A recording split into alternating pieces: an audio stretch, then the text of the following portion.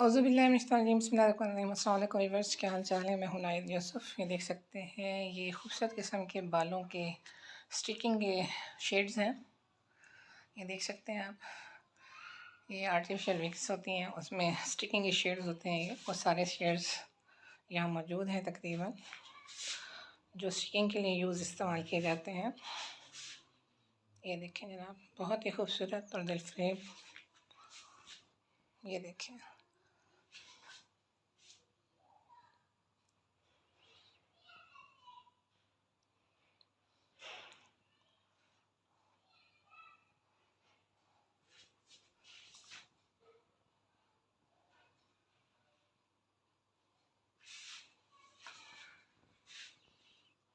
सारे शेड ही बहुत खूबसूरत लग रहे हैं।